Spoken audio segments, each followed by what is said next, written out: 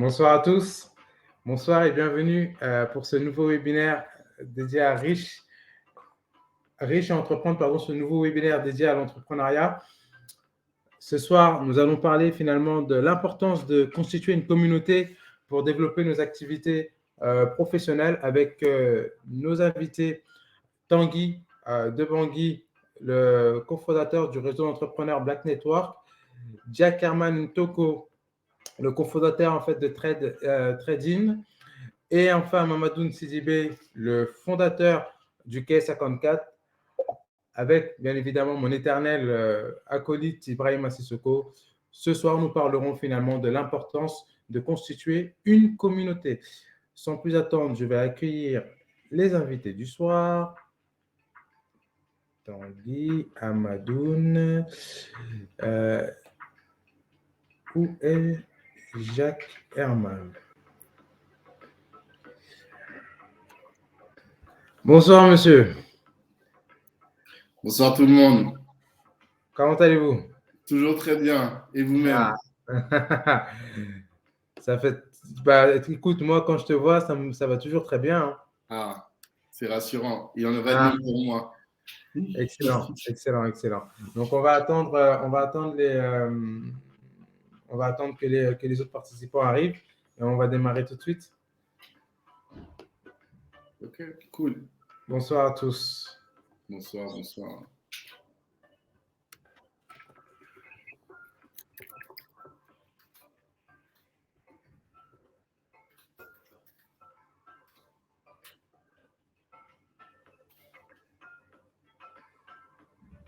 Parfait, parfait, parfait.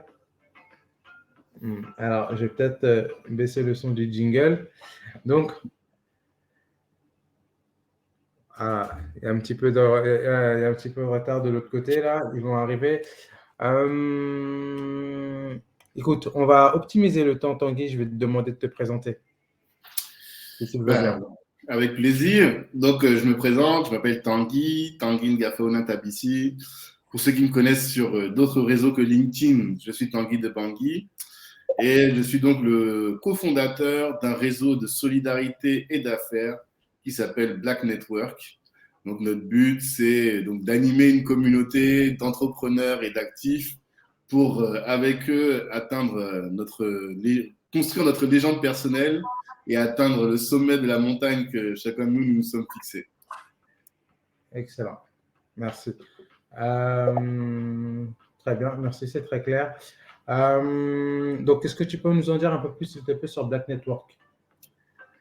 Eh bien, on a un réseau d'affaires. Le but, c'est quoi? Nous, on dit qu'il y a quelques mots qui concrétisent ce qu'on fait. Notre but, c'est donc d'éduquer notre communauté, de la fédérer, de la financer, de la représenter et de la valoriser. Voilà, ça, c'est ce qu'on fait. D'accord. On est une centaine de membres en Île-de-France, un peu en Rhône-Alpes, un peu en Suisse, un peu en Belgique. Et quelques-uns là en Côte d'Ivoire, on est en train de lancer un concept là-bas également. Donc, on est worldwide. Donc, vous avez une portée internationale, c'est ça? On a vocation à avoir une portée internationale, exactement. Pour connecter les Africains du continent avec les Africains de la diaspora.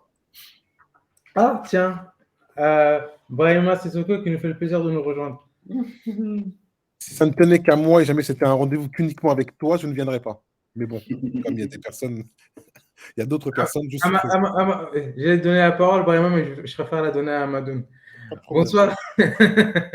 Bonsoir et bienvenue à Amadoun Sidibé. Avec le micro qui est coupé. Attends, je vais l'activer pour toi.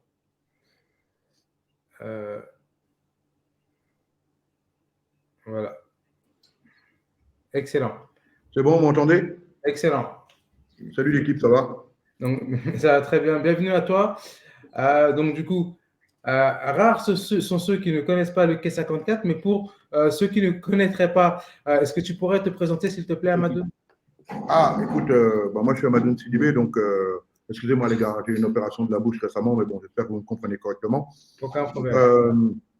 Je suis le fondateur d'un événement qui s'appelle K54, donc, que j'ai créé maintenant il y a 17 ans, qui se passe sur Paris, qui est aujourd'hui le plus gros tournoi de streetball au monde. Voilà, je suis sponsorisé par Jordan depuis 15 ans. Je suis aussi, à côté de ça, un producteur de musique, d'accord, donc d'artistes français dont vous connaissez les noms, bien évidemment, et depuis une dizaine d'années, voilà, et puis on va dire que ce sont mes deux grosses activités d'abord, et puis après, j'ai plusieurs petites activités encore annexes que je suis actuellement en train de développer, et puis je suis avec vous ce soir. Merci. Merci d'avoir fait l'effort extraordinaire d'être avec nous avec les circonstances que l'on connaît. Merci vraiment au nom de toute l'équipe de Riche à Entreprendre et merci au nom de Brahima Soko d'avoir fait l'effort d'être avec nous malgré ton mal dedans. Jack Herman, Ntoko. Oui, j'arrive pas à débloquer ma caméra, c'est bizarre. C'est parce que tu es trop beau. Oh. Voilà, je viens de t'envoyer une demande d'activation de la caméra. Eh bien, écoute, le temps que tu actives la caméra, Jack Herman, je vais donner la parole à Brahima. Yes. Ok, bon, une fois de plus, merci à tout le monde d'être ailleurs au rendez-vous. Merci à ceux qui ont fait l'effort, parce qu'en fait, il faut bien préciser que Amadoun, par exemple, actuellement est en Côte d'Ivoire. Donc, c'est notre guest, notre invité surprise. Et c'était important pour nous qu'il soit présent pour qu'il explique en fait le cadre du Quai 54, comment ça a été monté, le pourquoi du comment, les difficultés qu'il a rencontrées, les réussites et les échecs. Donc, on a trouvé vraiment ça bien qu'on puisse réunir ensemble de tous les acteurs qui sont présents autour de la table. Merci à Tanguy, merci à Jack Herman. Ibrahima Sissoko, entrepreneur. Je pense que le concept Riche à Entreprendre, on l'a mis en place. Aujourd'hui, le but, c'est vraiment de vous apporter de la valeur sur des tips au niveau de l'entrepreneuriat, sur des tips au niveau de l'acquisition de soft skills et de hard skills. Donc, voilà. Je vais laisser Jack Herman se présenter. Ben, merci beaucoup, merci de m'avoir, merci Tanguy, salut à Amdoun. Je suis Jack Herman Toko, donc cofondateur de Trading. Donc Trading, c'est une plateforme qui prédit le comportement de paiement des entreprises et qui permet en fait de voir l'atterrissage de sa trésorerie et potentiellement derrière d'avoir un certain nombre d'accompagnements de financement de sa trésorerie en cas de besoin et potentiellement de sécurisation de sa trésorerie derrière avec un certain nombre de produits d'assurance crédit. Je ne vais pas rentrer dans les domaines techniques aujourd'hui, mais voilà, je suis cofondateur de Trading depuis 3 ans, mais auparavant, j'ai une carrière dans les domaines financiers et chez Travelex et chez Euler Hermès. J'ai aussi pas mal entrepris, donc j'ai créé MyFund Team, MyEarn Capital, Sawa Sourcing. Donc j'ai pas mal on va dire, de cordes à mon arc en termes entrepreneurial. Voilà. Merci Jack Herman pour cette belle présentation. Alors, vous me connaissez, moi, j'aime bien commencer avec une question, une patate chaude, comme on dit.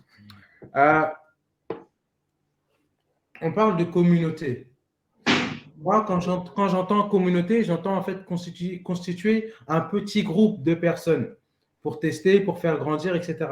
Sauf que tout le monde parle d'Internet et tout le monde dit en fait qu'aujourd'hui, Internet, c'est une ouverture vers le monde, qu'on peut être connecté à des milliards de personnes, etc. Et donc, du coup, pourquoi, avec un outil qui nous donne, qui nous permet en fait d'être connecté à des milliards de personnes partout sur Terre, on se dit en fait que malgré la puissance de cet outil-là, on va se focaliser juste en fait sur la constitution d'un groupe de 5, 10, 100, 1000 personnes. Pourquoi constituer une communauté alors qu'aujourd'hui, l'humanité tout entière, des 7 milliards de personnes qu'il y a dans l'humanité pourrait être notre communauté? C'est une question. Ça commence dur. Désolé. En fait, j'essaie de bien comprendre ta question. Tu dis pourquoi on est obligé de faire ça? Parce que les 7 milliards de personnes qui sont sur la planète pourraient être une seule communauté, c'est ça? C'est ça. En fait, l'idée, c'est… Bon, j'ai envie de te dire que tu as beaucoup d'amour pour ce monde. Hein. C'est incroyable. Hein. Là, ta question, en fait, moi, j'ai envie de te dire que, déjà d'une, entre les races, les religions, en fait, même si on vit tous sur la même planète, mais pas dans le même monde, ça, c'est une réalité, en fait. Non, la première chose, c'est que on est tous des êtres humains, mais il y a une réalité, c'est que toi et moi, on ne vit pas la même chose que le gars qui va vivre que le gars qui vit en Afghanistan, que le gars qui vit au Liban, que le gars même qui vit, à Caille, au Mali. Tu comprends ce que je veux dire? C'est-à-dire qu'on est tous sur la même planète, mais on ne vit pas dans le même monde, vraiment. Et j'ai envie de te dire que, ben, naturellement, déjà, déjà, je trouve super qu'on n'ait pas tous la même mentalité, la même vision des choses. Parce que le monde, il serait vachement triste. Imagine si tout le monde avait les mêmes règles, les mêmes façons de penser. Je pense que le plus important, c'est surtout de tenir les valeurs qu'il y a à l'intérieur de ta communauté. Tu comprends ce que je veux dire? Maintenant, c'est vrai que, attention, quand je parle de valeurs, on va être clair, parce que d'une religion à une autre, d'une famille à une autre, d'une couleur à une autre, les valeurs ne sont pas les mêmes. D'accord? Maintenant, ce que j'aurais préféré, à la rigueur, plutôt dans ta question, moi, ce que j'aurais préféré plutôt qu'il y ait des valeurs communes, mais qui en réalité, quelle que soit la race, quelle que soit la couleur des gens, c'est vachement important. Mais les valeurs communes, en réalité, elles sont régies aussi par les religions.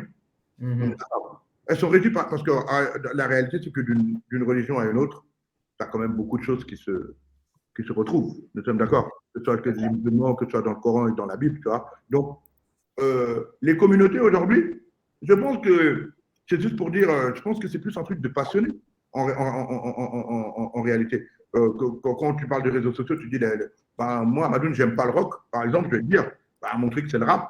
Si toi, c'est le rap, on est cool. Et puis, si Tanguy et Ibrahima, ils aiment le rock, ils ont le droit de créer leur propre communauté en réalité. Et c'est même mieux, en fait, d'avoir ce truc-là. Pourquoi? Parce que ça permet à chacun de s'épanouir auprès des choses qu'il aime, non? Qu'est-ce que tu en penses? D'accord. Donc, du coup, Jeff, qu'est-ce que toi, tu en penses? Jack Herman, pardon. Qu'est-ce que toi, tu en penses? Moi, je n'ai pas d'avis, Amadoun. Moi, je ne fais que vous écouter. Comment ça, tu n'as pas d'avis? Tu poses des questions, tu n'as pas d'avis? On doit avoir le temps. Non, mais communauté, finalement, moi, j'entends par communauté, si je prends la notion de communauté, j'entends écosystème. Exactement. Okay, j'entends écosystème. Donc, écosystème, c'est-à-dire, en gros, on partage un certain nombre, soit de valeurs, soit d'habitudes, soit de culture, soit de passion, soit d'envie. Et en gros, cet écosystème rencontre soit une demande, donc un produit, un service, ou et c'est ça en fait. Donc moi, quand tu me parles de communauté, j'entends écosystème. Et donc en gros, l'écosystème, il commence d'abord par ceux qui sont en business, on va dire les early adopters. Donc en gros, ceux qui adhèrent déjà on va dire à ton message de base. Et après, derrière, ceux qui adhèrent à ton message de base, il y aura ceux qui seront ramenés par ces premiers ambassadeurs. Et ta communauté va grandir comme ça. Et en gros, ça peut être une communauté de partenaires, une communauté de clients, une communauté, peu importe. Mais moi, j'entends écosystème. Donc, j'adhère un peu à tout ce qui s'est dit là depuis le début. Mais voilà, moi, quand tu me dis communauté, je pense écosystème directement. D'accord, très bien. Donc, du coup, en fait, toi, tu abondes dans le sens de Amadoun qui dit, en fait, OK, c'est très bien, on est 7 milliards qui pourront être connectés via l'Internet, etc. Mais ce qui est important, en fait, c'est de se retrouver avec des gens qui peuvent finalement nourrir notre écosystème. Et quand tu parles d'écosystème, en fait, qu'est-ce que ça veut dire? Parce que moi, quand tu me dis écosystème, je ne comprends pas, je patauge. Écosystème, ça peut être tes clients, comme je t'ai dit. L'écosystème, c'est tes distributeurs. L'écosystème, c'est tes partenaires. L'écosystème, c'est les gens qui te font confiance. Donc, ça peut être tes investisseurs. C'est tous les gens qui vont partager la base soit de ton projet, soit de ton service, et qui vont te permettre de grandir et de grossir donc ta communauté. Donc, du coup, si je comprends bien, quand on parle d'écosystème, en fait, on parle en fait de tous les acteurs qui vont tourner autour de notre business, c'est ça? D'accord. Et ça, c'est le premier. Pardon? Jacques, je voulais que juste qu'on échange sur ça. Pourquoi toi, tu as 100% raison, pas 99, 100% raison, mais moi, je reprends en fait comment lui, il a posé la question. Il ne l'a pas posé d'un point de vue business. Toi, tu es parti direct dans le business. Tu as compris, non? Je suis parti dans le business parce que le webinaire, c'est entreprendre. On est d'accord. Et moi, on est d'accord, mais en fait, moi, je comprends ce qu'Amadoun vient de dire, parce qu'effectivement, même si on parle d'entreprendre, entreprendre, c'est se mettre à faire quelque chose. Donc là, effectivement, moi j'aime bien la double notion de entreprendre et de culture. Parce que pour moi, l'un ne va pas sans l'autre. D'où l'importance aujourd'hui, je pense que Amadoun était présent et qu'il nous parle de son retour d'expérience par rapport à la création du Quai 54 et également que tu sois présent pour que tu nous parles également de trading. Parce que tout ça, pour moi, c'est une forme d'entrepreneuriat. Que ce soit un entrepreneur à impact, que ce soit un entrepreneur social, que ce soit entreprendre dans un but de réaliser, je ne sais pas moi, des aspects financiers, juridicaux, réglementaires, ou quel que soit le but, eh ben, pour moi, en tout cas, quand on commence à vouloir créer une communauté, il y a forcément un phénomène culturel qui se pose derrière via des biais cognitifs. Mais là, je redonne la parole aux spécialistes. Attends. Moi, je ne suis pas très intelligent. Brahim, tu as dit biais cognitif. Qu'est-ce qu'un biais cognitif? Très intelligent. Ça n'a rien à voir avec l'intelligence. Moi-même, je ne sais pas c'est quoi. Donc tu vas... Bonne question. Qu'est-ce qu'un biais cognitif, s'il te plaît, Brahim? Un biais cognitif, c'est ce qu'on appelle des biais d'ancrage. C'est la science de la cognition. C'est-à-dire qu'en fait, on a des habitudes, on a aujourd'hui des croyances. On a, nous, des croyances. Ces croyances ont été établies par notre environnement, par notre culture, par la façon dont on a grandi. Et ces croyances, aujourd'hui, on arrive à les catégoriser. Il existe plusieurs catégories de croyances. Moi, je vais les regrouper sur 3 catégories que j'expliquerai tout à l'heure. Et par rapport à ces catégories, il se peut que parce qu'on a grandi dans un environnement, je ne sais pas, par exemple en Côte d'Ivoire, et que on nous a appris, par exemple, que quand on arrive chez une personne, tant qu'on ne nous a pas dit, de rentrer, on ne rentre pas, on aura cette barrière limitative qui est liée à la culture, qui est liée à cette barrière culturelle et cette façon de penser. On se rend compte que ces biais cognitifs jouent un rôle important dans l'ensemble des actions qu'on est amené à effectuer. Brahima, tu n'as pas encore expliqué ce qu'est un biais cognitif.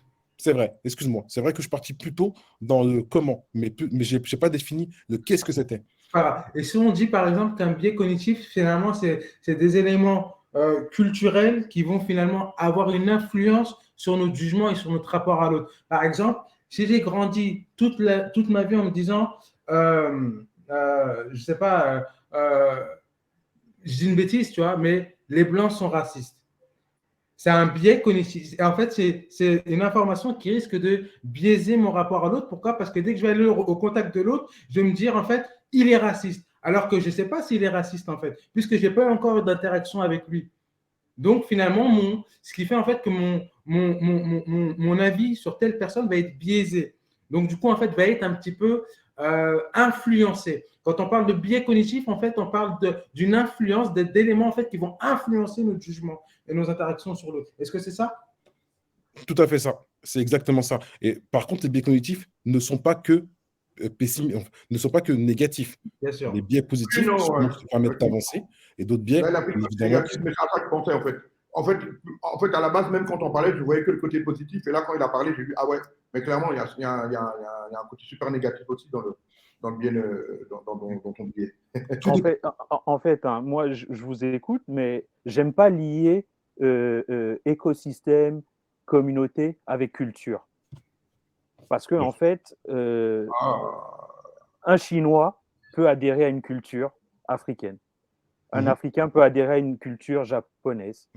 Donc, en gros, c'est un peu réducteur de se dire que, en fait, culture, c'est allié. Non, en fait, il y a une culture de base qui est la culture de sa famille, son socle traditionnel, son socle religieux. Mais en fait, aujourd'hui, dans le monde où on parle, on est tous, en fait, des produits d'un mix de cultures, qu'on le veuille ou pas. Et ce mix-là, pour moi, en fait, crée ce qu'on est aujourd'hui. Parce que voilà, on est aujourd'hui, moi je suis camerounais, Tanguy est de Centrafrique. Je ne sais pas, je sais pas d'où vous êtes, mais on parle une langue, le français. Déjà là, quelle est notre culture? Bah, attends, Jack, si je peux me permettre, parce que tu poses des questions. En fait, le problème, c'est quoi? C'est qu'en fait, je pense qu'il y a des trucs sur lesquels on n'a pas défini les histoires de communauté. Voilà. Parce qu'en fait, là, en fait, j'entends ce que tu dis, mais tu as archi raison. Mais en vérité, moi, quand j'étais dans ma communauté, je prends mon écosystème à moi, comme tu dis. Moi, ma communauté, moi, c'est une communauté de basketteurs. On est d'accord. mais elle a toutes les races. Donc moi, en On fait, est quand je d'accord. parle de communauté, je ne parle pas forcément de gens. Moi, quand je parle de communauté, je parle juste d'un intérêt. On est d'accord. Et c'est là Je où. ne parle pas de communautarisme, ce qui est différent. Voilà. Et Et c'est quand là, je en parle fait. de communauté, je parle juste des gens qui ont le même intérêt que moi. Surtout, en réalité, là où tu as raison, c'est que si on prend le truc de communauté depuis le début, pas forcément, c'est ta définition qui va être la bonne. Tu as compris, non? Voilà. Ouais. Parce que là où on en est aujourd'hui, ben, je pense que voilà, on est tous des mecs qui naviguons entre les anciens et les nouveaux et on comprend très bien comment ça marche. Moi, quand on parle de communauté depuis tout à l'heure, pour moi, on parle de communauté, c'est-à-dire, entre guillemets, une passion que tout le monde qu'on partage, quelle que soit ta couleur. Que ce soit un artiste, quand on parle d'un artiste aujourd'hui, ben, la communauté de cet artiste, c'est quoi? C'est les gens qui écoutent sa musique. On est d'accord. Voilà, donc dans tous les cas, on s'est bien compris et c'était important parce que et si la culture va aussi un peu avec parce que bah, quand on dit culture, moi je vais te parler de culture hip-hop et basketball, ça va être mon cas. C'est ce que les gens aiment, mais c'est une culture. Mais attention, ça ne va pas être la culture malienne ou d'un truc d'un pays. Tu comprends ce que je veux dire? On est d'accord. Il faut bien qu'on définisse dans quoi on est en train de parler pour ne pas se tromper parce que c'est sûr que tu vas aller là, moi je vais aller de l'autre côté. Tu vois? Bah, vous savez alors, quoi? on parle de la même chose. Et c'est excellent. C'est excellent ce qui vient de se passer parce que Jack Herman a subi mon biais cognitif. Oui. J'ai parlé de la notion de race et donc du coup tout de suite elle a orienté sa discussion sur la notion de race. Et donc c'est ça un biais cognitif. C'est exactement ça. Non. Un biais cognitif. Alors, moi je dirais qu'en fait, non, ce que montre la discussion, c'est qu'en fait il y a plusieurs communautés et qu'une personne peut appartenir à plusieurs communautés. Là, si on va au P54. Il y a surtout plusieurs définitions aujourd'hui. C'est Aussi. pas qu'il y a plusieurs communautés, c'est qu'il y a plusieurs définitions. Parce que le mot communauté reste le mot communauté. Mais maintenant, quand on parle de communauté, de quoi on parle? Parce que les gens, quand ils parlent de communauté en général, ça veut dire que les Noirs, c'est une communauté. Ben ouais, les Blancs, c'est une communauté. Ils vont te dire, alors que c'est bête, c'est pas ça en fait. C'est pas comme ça. Je te parle des anciens temps. Là, aujourd'hui, quand on parle de communauté, moi, je préfère quand on parle de communauté, qu'on me dise, OK, ce groupe de personnes, en fait, qui fait que j'arrive à comprendre après de quoi, où va aller le débat. Si tu me dis les Black Panthers, c'est une communauté, oui, d'accord, ben, on va parler des Black Panthers. Mais ça ne veut pas dire que tu es noir, que tu es Black Panthers, en fait. On est d'accord. Voilà, c'est juste bien détaillé utilisons le mot communauté maintenant pour juste justifier un groupe de personnes. Excellent. Et je pense que c'est ce qui va faire que après on peut pas se faire ça. Plus que ça. Communauté, c'est un groupe de personnes qui a quelque chose en commun. Bah, évidemment. C'est ça. Non, mais c'est pour ça. C'est important en fait. Je suis désolé, je vais reprendre mon rôle de maître de cérémonie pour recadrer et pour faciliter les échanges. Ce soir, on parlera uniquement en fait de communauté entrepreneuriale. Comment créer une communauté par rapport à son business, d'accord? Voilà. Alors excuse-moi, moi je coupe parce que, par exemple, quand je te parle de communauté d'un artiste, tu vois ça comme une communauté entrepreneuriale ou pas? Bien sûr. C'est une communauté business. Bien sûr. Voilà. Parce que tu vas lui vendre des choses. Oui. Mais en fait, le truc c'est ça, c'est qu'en fait, c'est le producteur de musique en général qui voit ça, l'artiste, il voit ça comme ses fans, c'est tout. Il voit On pas est ça d'accord. Tu vois, c'est pour ça que je dis qu'en fait, c'est d'un point de vue, là où tu es placé, que tu vas pouvoir voir ça comme un business ou pas. Il y en a qui vont juste te dire, bah, moi, mes fans, c'est des gens que j'aime, en fait. Ils vont te donner que du love. Et en vérité, c'est le devoir de l'artiste de voir ça. Plus qu'autre chose que. Et c'est le devoir des producteurs de mettre l'argent là où il faut pour pouvoir toucher la communauté, tu vois, non? Pour avoir un retour financier, tu comprends? Excellent. Très bien, excellent. Brahima, qu'est-ce que tu penses de tout ça? C'est bien qu'on est revenu aux fondamentaux. C'est bien que tout le monde ait un avis sur le type de création de communauté, parce qu'en fait, on est chacun dans des domaines d'activité différents. On a la chance d'avoir Amadoun qui est dans le domaine plutôt culturel. On a la chance d'avoir Jack Herman qui est plutôt dans le domaine du trading, tout ce qui tourne autour du courtage. Après, on a un Tanguy qui est vraiment, lui, dans le domaine du networking. Et donc, j'aimerais bien avoir son retour d'expérience par rapport à comment il a fait pour créer sa communauté et ce dont il s'est appuyé, comment il s'est servi. Et en fait, tout ça, c'est un partage qui est intéressant parce que le but, justement, c'est d'expliquer comment on a fait, le pourquoi du comment. Et surtout, si aujourd'hui, on pouvait permettre aux gens qui sont présents de gagner du temps dans leurs affaires et ce qu'ils pourraient mettre en place pour la création de leur communauté. Des personnes sont présentes aujourd'hui et ont leur propre business model. Et par rapport à leur propre business model, ils se demandent comment je fais pour acquérir des clients. Est-ce qu'il faut que mon but, c'est vraiment d'acquérir que des clients? Est-ce que, comme disait Jacques Herman, c'est des tiers de confiance, des partenaires? Créer un écosystème? Qu'est-ce que veut dire écosystème? Qu'est-ce que veut dire community builder? Je pense que, dans un premier temps, on va laisser Tanguy s'exprimer sur son retour d'expérience par rapport à la création de Black Network. Et après, on pourra avoir le témoignage d'Amadou Sidibé sur la création du K54. Mais toi, dans tout ça, tu n'as pas donné ton avis. Mon avis, j'ai aimé tout ce que j'ai entendu. Voilà, mon avis, j'ai aimé tout ce que j'ai entendu. Et moi, je suis écosystème builder et community builder. C'est que j'ai mis en place, à l'intérieur de mon écosystème, une façon de pouvoir créer un écosystème et j'entretiens. Et de l'autre côté, j'ai des community builders qui, eux, vont pouvoir me trouver les personnes qui sont intéressées par la proposition de valeur que j'ai mis en place. Et après, on travaille ensemble. Après, je pense qu'il est important de séparer plutôt mes collègues, mes camarades, mes spartiates, et avoir leur retour à eux, parce que je pense que le plus important, c'est vraiment le retour d'expérience. Let's go, Tanguy. Quelle est la question alors, finalement? Comment est-ce qu'on a créé la communauté Black Network? Black Network, exactement. Mais, en fait, pour moi, tout à l'heure, on l'a évoqué, hein, la communauté, c'est qu'est-ce qu'on a en commun, et souvent, c'est des valeurs. Et nous, l'idée, c'était de déterminer quelles étaient nos valeurs. On a pris quand même beaucoup de temps à définir quelles étaient nos valeurs et sur quoi on allait réussir à se fédérer. Je l'ai dit tout à l'heure en introduction, le rôle de Black Network, c'est de fédérer une communauté d'entrepreneurs. Et on se fédère autour d'une valeur. La valeur sur laquelle je reviens beaucoup, c'est celle de l'entrepreneuriat. Mais entrepreneurs, en réalité, des communautés d'entrepreneurs, il y en a beaucoup. Donc, qu'est-ce qui va faire qu'on va différencier Black Network des autres communautés d'entrepreneurs?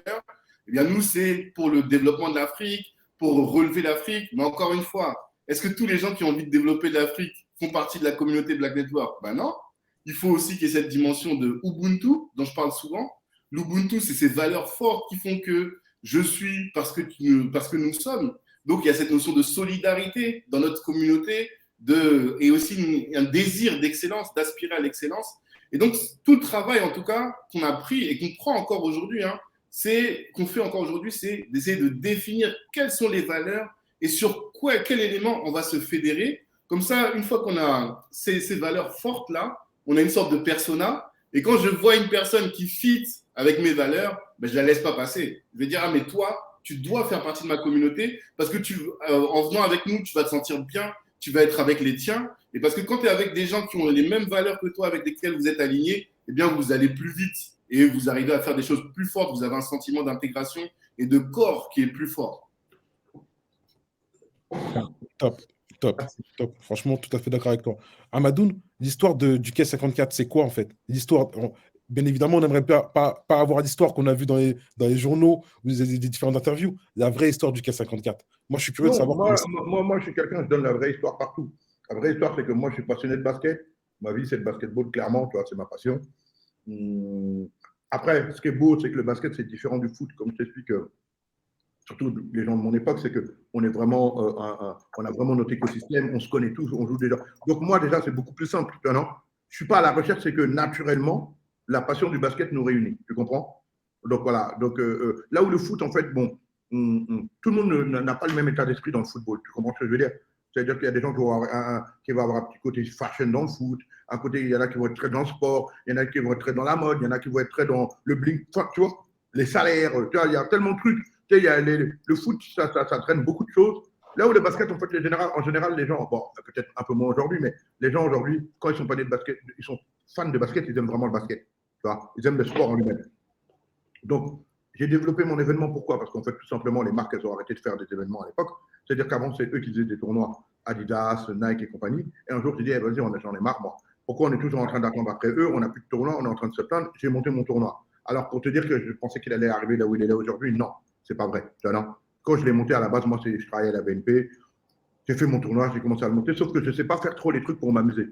C'est-à-dire que quand je l'ai fait, j'aime bien toujours amener un côté un peu carré dans le truc en disant, c'est pas parce qu'on est en train de faire en s'amusant qu'il ne faut pas, même quand je joue au basket, même jusqu'à aujourd'hui, quand je joue, même quand je joue avec mes gars, on joue pour gagner en fait. On ne joue pas pour dire, ouais, on est venu suer. Non, Si on rentre sur le terrain, c'est pour on doit battre le gars d'en face, sinon il n'y a pas d'intérêt.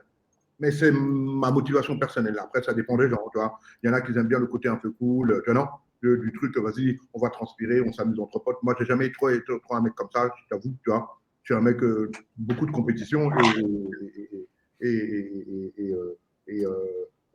j'essaie juste de ne pas prendre le côté malsain de ce truc-là, quoi, en fait, tu vois. Moi, mon histoire, elle est assez simple. Hein, c'est que j'ai commencé mon tournoi.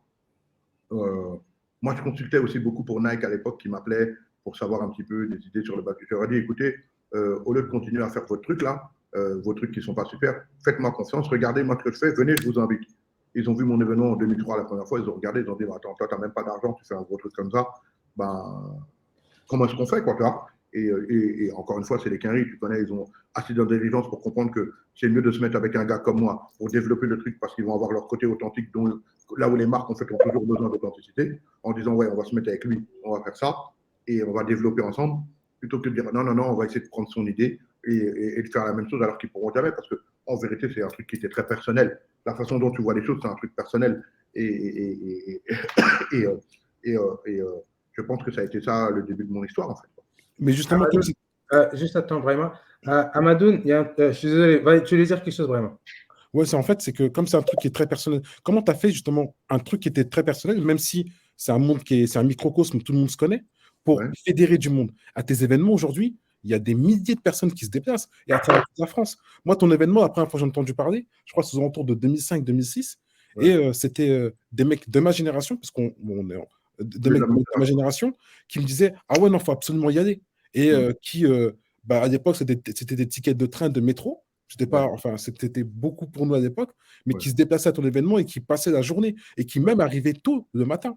Oui, après déjà pour fédérer, moi c'est simple. J'ai eu trois façons trois trucs qui étaient très importants pour moi. C'était la gratuité de l'événement au début. Parce qu'en fait, il y a un moment, quand quelque chose. Voilà, par exemple, tu vois, je reprendrai même le cas de ce que Jack Herman disait tout à l'heure. Le basket, tu veux pas, c'est pas culturel en France. Donc, tu ne peux pas demander à des gens de venir payer pour quelque chose qu'ils n'ont jamais vu, en fait.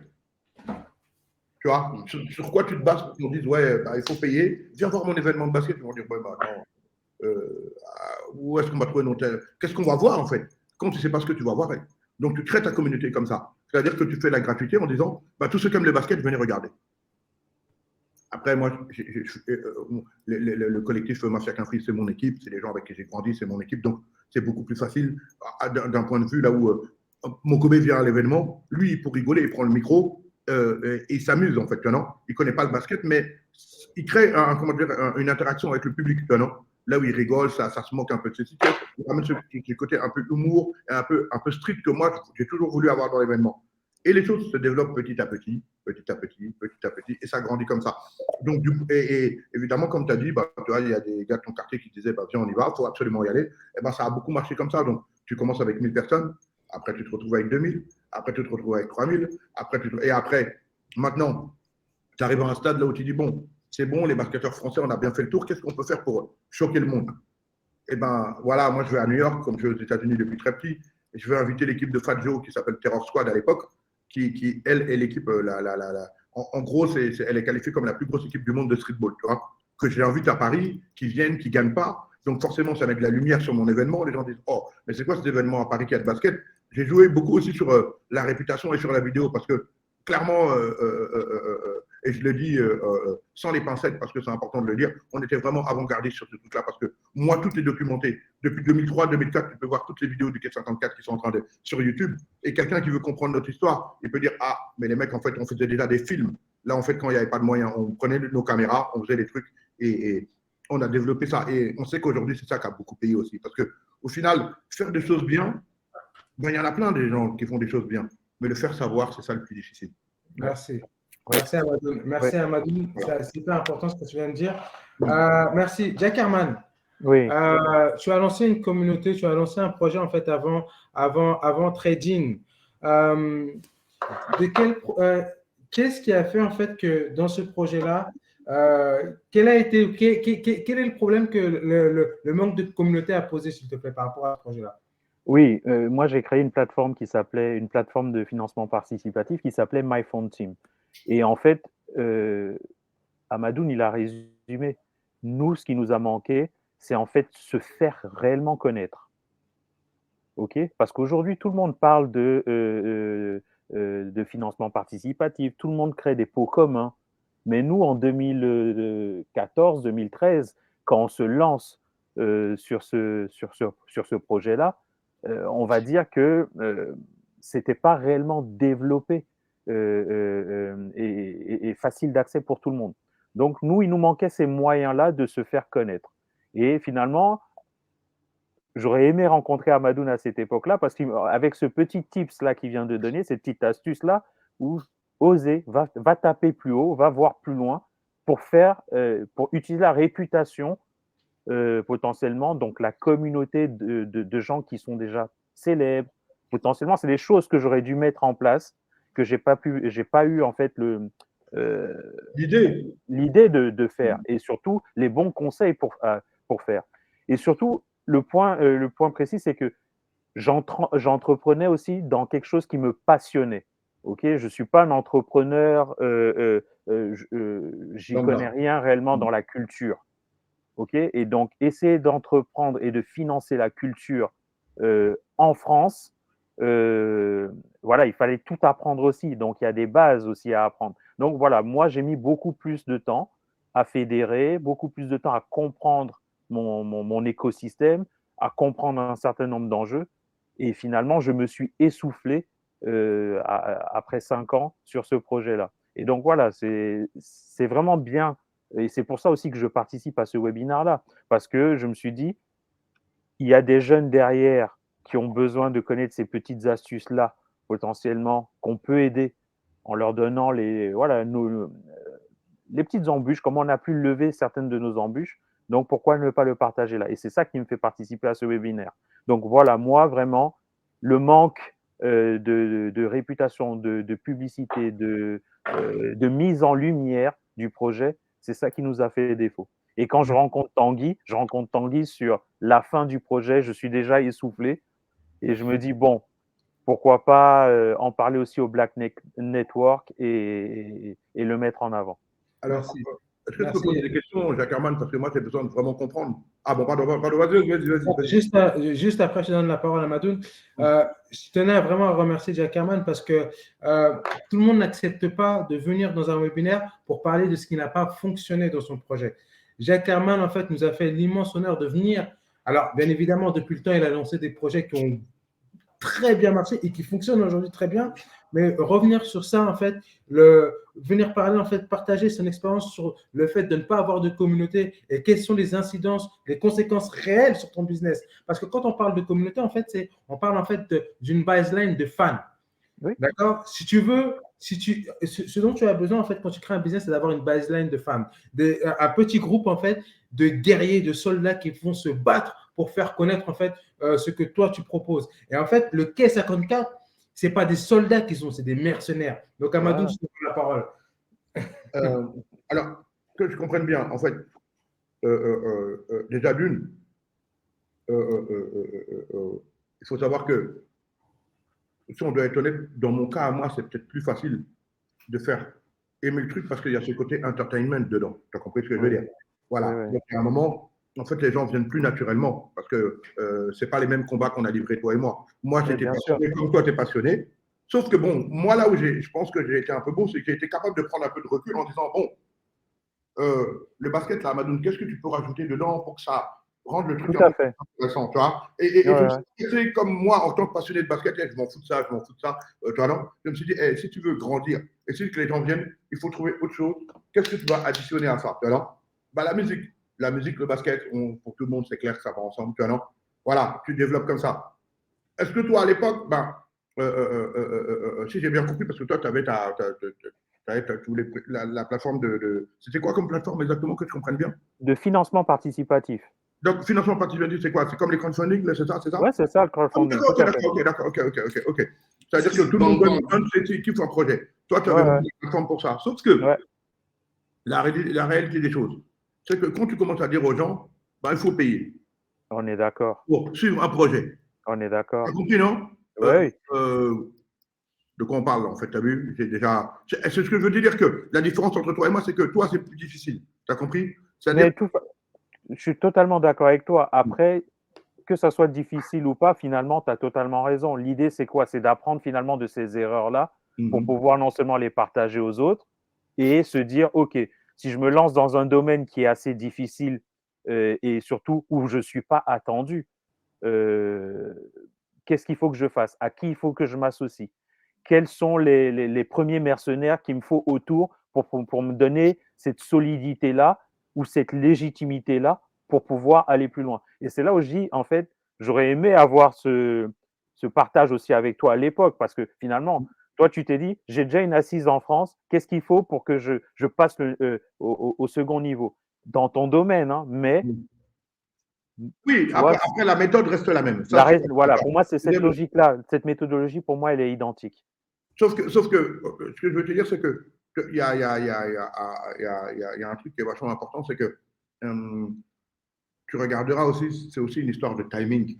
Oui, Aussi. bien Tu vois, sûr. c'est comme les couples, tu sais, il y a une Bien go, tu vas la sûr. rencontrer aujourd'hui, ça n'a pas marché, tu l'auras rencontré il y a 3 ans, bah, ça aurait marché. Tu as compris, Bien non? sûr, Ça bien dépend de sûr, ton état d'esprit dans lequel toi bien tu étais. sûr, bien sûr. Et je pense que toi, bah, l'idée, la preuve qu'aujourd'hui, il y en a des plateformes de crowdfunding, tu as compris, Bien non? sûr, bien Voilà, sûr. c'est pas comme si tu étais, illuminé. Non. C'est juste qu'il y a un moment, en fait, aujourd'hui, toutes ces choses-là marchent de plus en plus, parce qu'en réalité, aujourd'hui, et ça revient à ce qu'on est en train de parler aujourd'hui, Tout à fait. les communautés sont de plus en plus fortes. On est d'accord. Et contrairement en 2013 et 2014, non. Ouais. Oui. Donc, du coup, c'est ça en fait.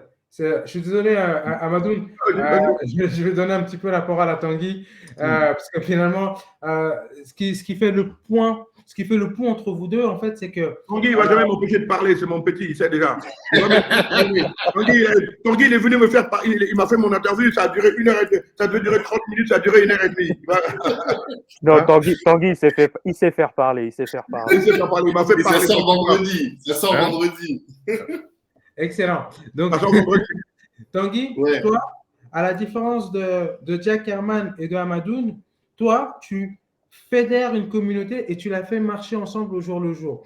Donc, du coup, en fait, quel est toi ton avis, quel est toi ton ressenti par rapport à tout ce qui a été dit là par Amadoun à la fois et par Jack Herman? Un échange très intéressant, très enrichissant. Mais toi, tu as encore un autre avis. Qu'est-ce que tu penses de tout ça, s'il te plaît? J'ai pas un autre avis. Je Ah pense ouais. que, tu vois, hein? Non, Ouais, je savais que tu n'avais pas un autre avis. Quand il a dit que tu as un autre avis, je me dis, oh, quand même. Quand même. non, mais tu vois, quand on dit communauté, alors déjà, ce que Amadoun a dit, le time to market, le temps Ouais, aussi c'est est important. important.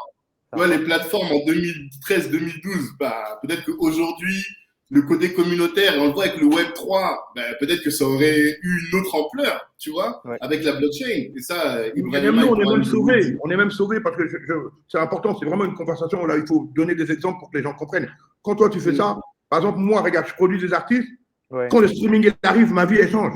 Mais bien sûr, mais bien sûr. Mais Parce que c'est pas pareil, les gens qui vont acheter le CD et le streaming, de toute façon, tu es payé, en fait. C'est-à-dire que tu te rends compte que ton artiste, il est payé, il est écouté. Vous-même, vous entendez plein de rappeurs aujourd'hui, vous savez qu'à l'époque, ils n'auraient jamais marché. bien Vous le sûr. savez tous. Mais leur communauté, ça suffit. Ils les écoutent 10 fois par jour et ça suffit, en fait. Ça crée leur économie.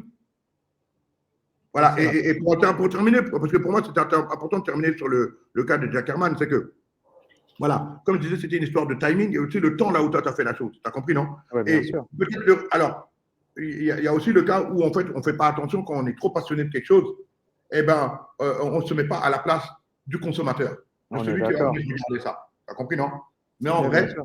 pour être honnête avec toi, c'est aujourd'hui que les gens ont de plus en plus de sensibilité, avec les réseaux, Ouais. avec les Covid, les histoires de tout ce qui s'est passé dans le monde, et toute notre génération à nous qui revenons en Afrique, qui avons des réalités que maintenant on sait que, quand moi je suis à Abidjan ici, tu vois, je ramène K54, je fais K54 Afrique au mois de décembre, Inch'Allah ici, c'est-à-dire qu'on est là, en fait, voilà, mais il fallait que ça parte de quelqu'un. Malheureusement, toi tu fais partie des pionniers. Et Grosse les annonce. pionniers, c'est pas ceux qui sont les mieux payés. Et mais Là, il vient de faire une grosse annonce. Une grosse C'est annonce. ça, c'est ça. on y sera déjà en Voilà, décembre. pas de problème. Mais en fait, tu sais, et c'est là en fait, les pionniers, tu prends toutes les embûches. Ok, tu vas paver le terrain pour les gens qui arrivent derrière. Exactement. Et le pionnier, il se doit de venir partager son retour d'expérience. et tu vois, partager les erreurs qu'il a commises pour pouvoir faciliter le chemin aux autres. Et donc, je suis d'accord avec toi. De toute façon, quand on est pionnier dans un domaine, finalement, si on n'a pas les moyens de sa politique, potentiellement, la rencontre avec ton marché, la rencontre avec tes clients, la rencontre avec tes partenaires, elle dure beaucoup plus longtemps que quelqu'un qui a finalement les moyens d'aller 2 fois plus vite. Je crois que Tanguy, on t'a coupé la parole déjà trop de fois. Non, mais il n'y a pas de souci. Mais dans la communauté, on parle beaucoup de la communauté des clients. Ouais. Et je pense qu'on ne parle pas aussi de la communauté au sens large, c'est-à-dire des gens qui vont t'accompagner et qui vont que tu vas pouvoir fédérer. Tout à l'heure, tu l'as évoqué, Jack Herman, rapidement. Les financeurs font partie de la communauté. Et il va falloir aussi leur parler une langue particulière pour qu'ils puissent venir investir. Oui. Je pense aussi que les gens qui vont venir te mentorer, t'accompagner, en fait, tout cela, tu vas les choisir aussi en fonction de ta communauté. Je ne sais pas si vous avez un avis là-dessus, mais la communauté, pour moi, ce n'est pas que la clientèle, c'est beaucoup plus large quand on parle d'écosystème. Et donc, du coup, en fait, quand on parle de notion d'écosystème, c'est important parce qu'on a avec nous, en fait, une personne qui construit des écosystèmes. Et donc, du coup, en fait, on va lui donner la parole pour qu'il nous explique ce qu'est un écosystème et que pour que quelqu'un comme moi qui ne comprend rien puisse comprendre ce qu'est un écosystème et comment on construit un écosystème. Ibrahima, s'il te plaît. Comment on construit un écosystème, c'est plutôt sur quelle base on construit un écosystème pour répondre à cette première question. Qu'est-ce qu'un écosystème avant tout, s'il te plaît? Comment? Un écosystème, c'est quoi, s'il te plaît? Un écosystème, c'est un modèle économique. Et sur ce modèle économique, on construit le pourquoi, le pour qui et le comment de ce modèle économique et tout ce qui va tourner autour. Donc, ça tourne aussi bien au niveau de la clientèle que des partenaires. Quand on parle de partenaires, ça dépend jamais ce qu'on commercialise, c'est un produit et ou un service. Lorsque c'est un produit, ça peut être des fabricants, ça peut être des distributeurs, ça peut être la partie communication, jamais c'est des tierces, ça peut être la partie marketing, tout ce qui va nous permettre de commercialiser, de monétiser ce service-là et tout ce qui va tourner autour de ce modèle économique-là. Donc, ça a un sens assez large quand même. Quand on parle de son écosystème, c'est ce qu'il y a c'est ce que tu construis pour pouvoir aller jusqu'au bout de tes objectifs. Aujourd'hui, nous, enfin, à travers ce que nous on a créé, c'est-à-dire au travers de mes entités, ce qu'on a créé, c'est une chaîne de valeur. Dans un premier temps, on a commencé par l'entreprise de services numériques, mais on n'est pas là pour refaire l'histoire, mais juste bien comprendre que on a commencé par une entité, se dire on va droit au but au niveau de cette entité-là, on y a construit quelque chose, on a commencé à faire du chiffre d'affaires, pérenniser, créer de la valeur, créer des emplois, et au bout d'un moment, on s'est posé, on s'est dit, OK, en complément de ce que l'on a créé, dans cette même chaîne de valeur, qu'est-ce qu'il y a autour qu'on pourrait adopter et donc couper, court-circuiter. Donc là, on s'est mis dans le portage salarial, après on s'est mis dans la formation, et toujours en tournant autour de ce qu'on savait faire et en mettant en œuvre notre savoir-faire. Parce que si on va trop loin, en tout cas dans le premier temps, si on partait trop loin, on avait peur de se perdre et on avait peur de ne pas pouvoir assumer.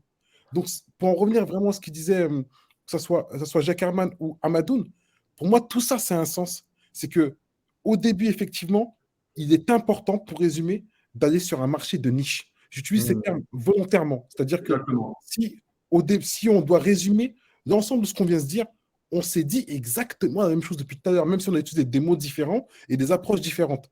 Le but, c'est de se dire, au début, on fait ce qu'on sait faire, soit par passion, soit parce qu'on maîtrise. Hamadoun, basketteur, il maîtrise le basket, il maîtrise l'environnement du basket, c'est plutôt un bon joueur, il connaît des joueurs de basket, pourquoi pas créer un événement autour du basket parce qu'il maîtrise. Jack Herman, pareil, parce que c'est une plateforme de crowdfunding, il maîtrise son sujet. La seule différence, c'est s'entourer de personnes qui maîtrisaient ce sujet-là et qui voulaient aller au bout. D'où l'importance de bien s'entourer quand on commence à vouloir entreprendre. Le marché de niche, une fois qu'on a un marché de niche, on construit au fur et à mesure. Je vais utiliser des termes qu'il va falloir définir et redéfinir par la suite. C'est quand moi je parle de, comment dirais-je, les personas. Quand on parle de clients, si dans un premier temps, on se dit que ce qu'on va chercher, c'est des clients, il faut établir des hypothèses.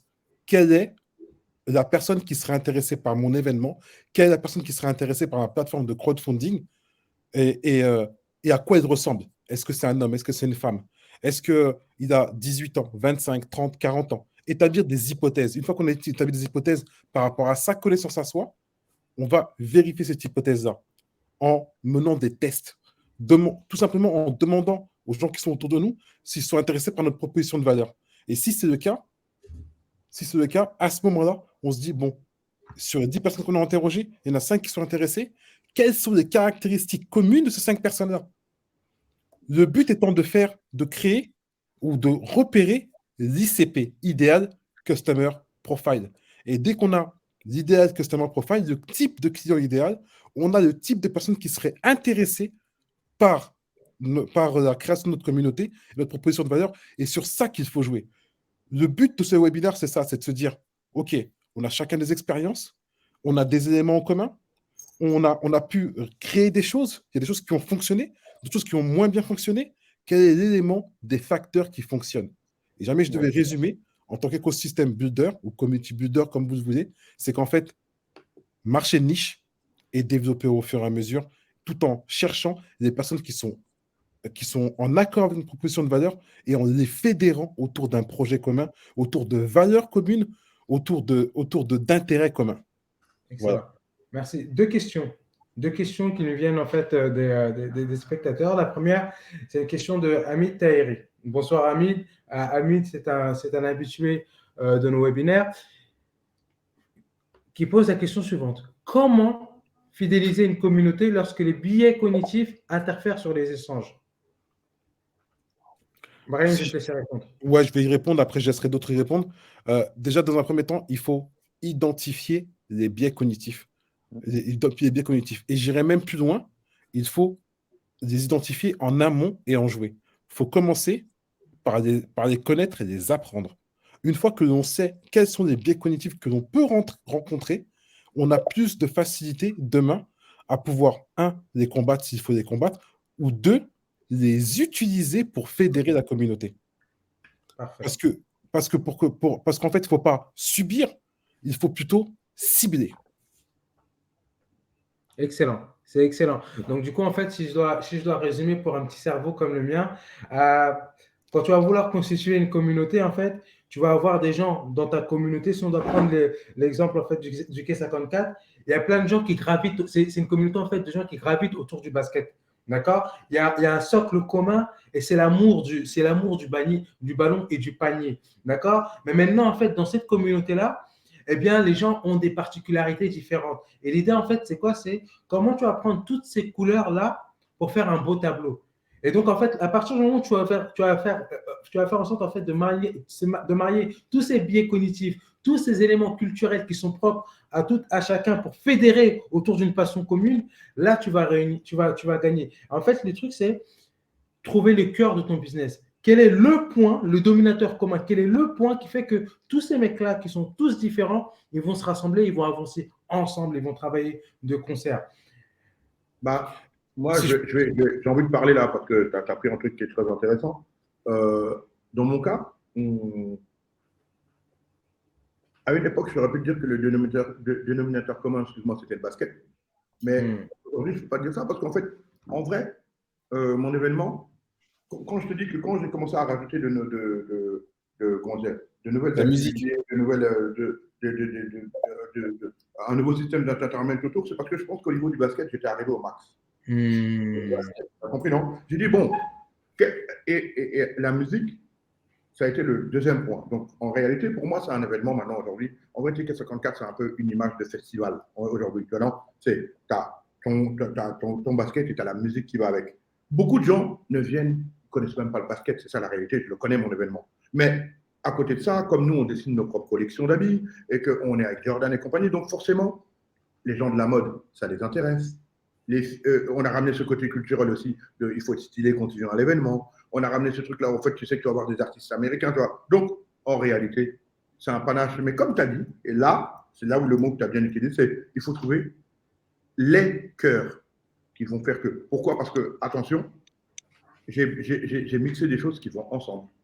Voilà. Tu peux mettre dans un plat ensemble. C'est aussi ça qui est important. C'est aussi ça qui est important. C'est connaître déjà son cœur de cible ou son cœur de client et savoir ce qu'on peut rajouter dans ce cœur-là pour pouvoir bonifier et et passer certains paliers.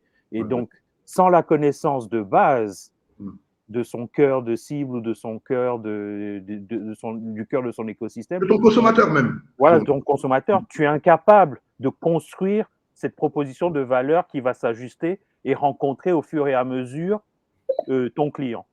Tu vois.